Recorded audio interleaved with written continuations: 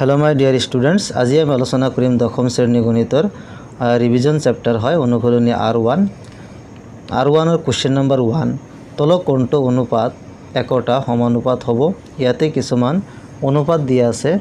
এই अनुपात समानुपात হয় নে নহয় আমি কি কৰিব লাগে চেক কৰিব লাগে ओके ए নম্বৰ দিয়া আছে 12:21 আৰু 32:56 ओके सो ইয়াৰ কাৰণে আমি কি কৰিব লাগিব प्रथमे दिया আছে 12:21 ओके 12:21 इंग्राजीत कोৱা হয় 12:21 এতিয়া ইয়াক আমি এনেকৈ লিখিব পাৰো 12/21 ओके অনুপাতটো আমি প্ৰথমে কিহলৈ পৰিৱৰ্তন কৰিছো ভগ্নাংশলৈ পৰিৱৰ্তন কৰিছো প্ৰথম যেটো আছে এটো ওপৰত থাকিব আৰু দ্বিতীয়টো ক'ত থাকিব তলত থাকিব ओके এতিয়া এইটো আমি কটাকটি কৰিম 12 আছে और 21 আছে আমি 3 দি যদি কটাকটি কৰো 3 4 গুণ কিমান 12 और 3 7 গুণ কিমান 21 এটো ক্যান্সেল গল এতিয়া বাকি থাকিল 4/7 ओके বুজি পাইছা 12 और 21 এর অনুপাত ললে আমি কিমান পালো 4/7 और সেকেন্ডত কি দি আছে সোয়া 32:56 ओके 32:56 एटो केनेকৈ लिखिम 32 ऊपरत যাব और 56 तो कत आहिब तलत आहिब ओके एतिया एटो आमी कटाकटी करिम ओके एतिया एटो आमी कटाकटी करिम कटाकटी आमी 8 दि कटाकटी करिब पारो 8 4 गुण किमान 32 8 7 गुण किमान 56 ओके सो आमार आंसर आहिल 4/7 एतिया 12:21 और 32:56 এই দুয়োটাৰ ভ্যালু আমি কিমান পাইছো 4/7 পাইছো ওকে যেহেতু দুয়োটাৰ অনুপাত আমি কিমান পাইছো সেম পাইছো 4/7 ইয়াতো 4/7 যেহেতু দুয়োটাৰ ভ্যালু আমি একে পাইছো সেই কাৰণে এই সংখ্যা কেইটা কি হ'ব এই অনুপাত কেইটা কি হ'ব সমানুপাত হ'ব ওকে গতিকে আমি ইয়াতে লিখিম যেহেতু 12:21 इक्वल 32:56 ओके गतिके शॉर्ट लिखिसु इ समानुपात हब गतिके इ समानुपात हब ओके एनेকৈ তোমালোকে লিখিবা গতিকে इ समानुपात हब बा एनेকৈ লিখিব পাৰা গতিকে অনুপাত কেইটা समानुपातत থাকিব বা समानुपात हब एटो हल आमार आंसर अर्थात समानुपात हबले हले याते कि থাকিব লাগিব সমান সমান হ'ব লাগিব আৰু যদি এই ভ্যালু দুটা সমান সমান নহয় তেতে ইয়াতে নট ইকুয়াল টু দিব লাগিব অর্থাৎ সমানুপাত নহব ওকে কিন্তু ইয়াতে যেহেতু দুটা ভ্যালু সেম আহিছে সেই কারণে কি হ'ব এটো সমানুপাত হ'ব নিশ্চয় তোমালোকে বুজি পালা এতিয়া পিছৰটো চাওয়া বি নম্বৰত দিছে 18:30 और 14:21 ठीक आगर निचिनाকৈ एति आमी समाधान करिम 18:30 ओके सो 18 ऊपरत যাব और 30 तो तलत आहिब ओके एति आमी एतो कटाकटी करिम कटाकटी करिले आमी पाও 18 और 36 দি कटाकटी करू 6 3 गुण किमान 18 और 6 5 गुण किमान 30 ओके सो 3 डिवाइडेड बाय 5 किमान पालो 3 डिवाइड बाय 5 पालो और किमान दिया আছে 40:21 okay so 14 divide by 21 14 divide by 21 এইটো আমি কিহেদি কটাকটি কৰো 3 দি যদি কটাকটি কৰো 3 7 গুণ 21 14 কিন্তু ভাগ না যায় গতিকে 3 দি নহব আমি 7 দি কটাকটি করিম ओके 7 দি কটাকটি করিম 7 3 গুণ কিমান 21 7 2 গুণ কিমান 14 ओके বুজি পাইছা সো ইয়াতে কিমান থাকিল আমাৰ 2/3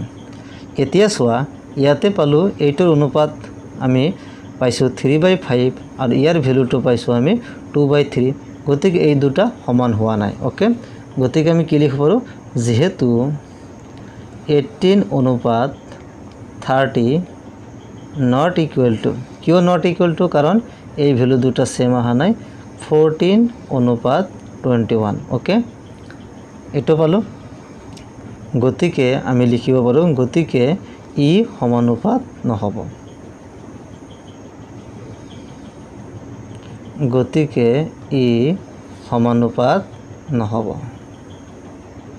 ওকে নিশ্চয় বুজি পালা একেবাৰে ইজি হয় গতিকে ই সমানুপাত নহব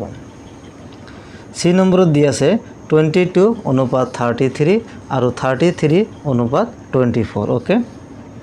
সো 22:33 এটা আমি লিখিম সো 22 ওপৰত যাব আৰু 33 টো কত আহিব তলত আহিব 11 2 গুণ 22 11 3 গুণ 33 কিমান আহিল 2/3 কটাকটি কৰাৰ ফলত কিমান পালো 2/3 ওকে তাৰ পিছত আছে 33:24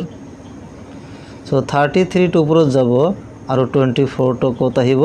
তলত আহিব এটো কটাকটি কৰিলে আমি পাও 3 8 গুণ 24 3 11 গুণ 33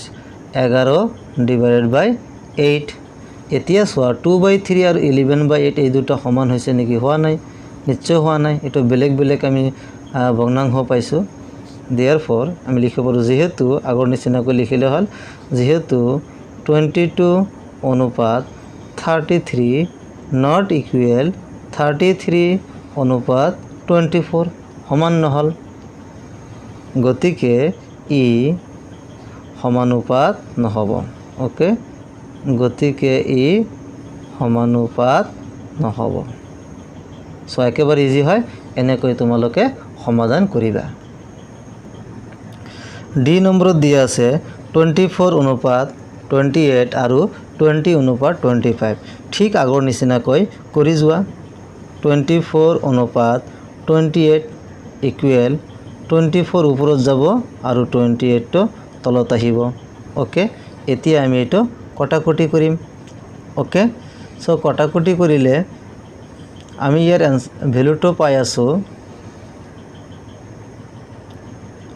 ইয়াতে সোয়া কিমান দি আছে 24 আৰু 28 ওকে 4 6 গুণ কিমান 24 4 7 গুণ কিমান 28 6/7 কটাকটি কৰিলে আমি কিমান পালো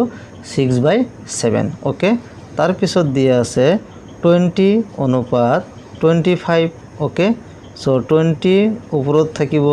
আৰু 25 টো তলত আহিব ওকে 5 4 গুণ 20 5 5 গুণ 25 ওকে